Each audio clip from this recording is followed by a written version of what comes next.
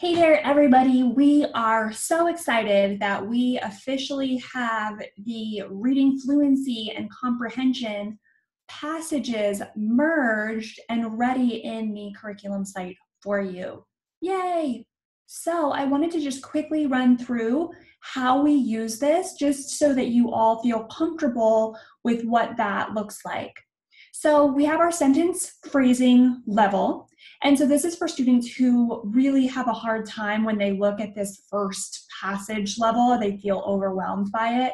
What we do is we'll have them go ahead and just read it at the phrase and the sentence level so that they can start to feel confidence with that.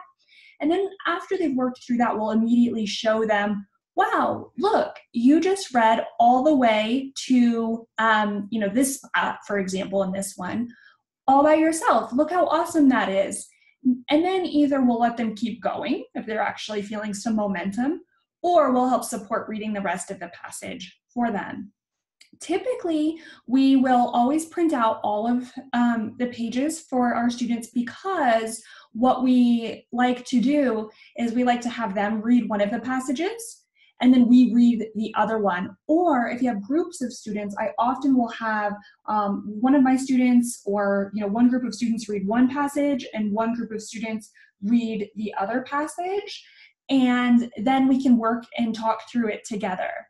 Typically what we'll do is we'll talk through the comprehension questions for one, and then I'll send the other comprehension questions home for home practice. So depending on the level of my student, I will decide whether or not I'm going to be sending home the first passage or the second passage.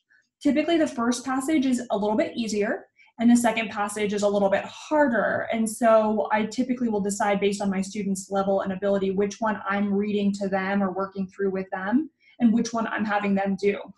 If I have older students who are actually a little bit more advanced, sometimes I still will have them read the easier and or the harder passage. So for example, I have a small group of middle school students and I still actually have them read both the simple and the more complex passage. And then oftentimes what we'll do is we'll do a writing response to the question. So sometimes even though the reading might be a little bit easier, oftentimes the comprehension questions are still a little bit challenging for them. And so we have to work through that.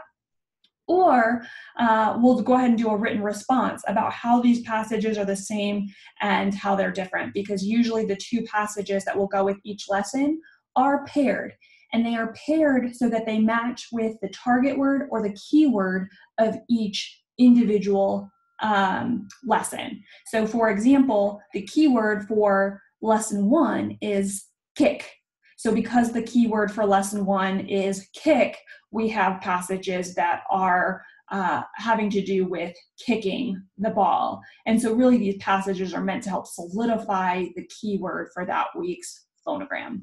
So if you have any questions, don't hesitate to let us know. They're all merged. So now it makes it so much easier to print. These numbers here, some people have asked, what are the numbers? These numbers here are how many words? So 1, 2, 3, 4, 5, 6, 7, 8. You have 8 words. That way, when you're charting for fluency, you don't need to recount all of the numbers. You can just see if they're at the end of that line. They have the number there. So anyway, let us know if you have any other questions. And again, we are so excited to finally have these up and in this format for you.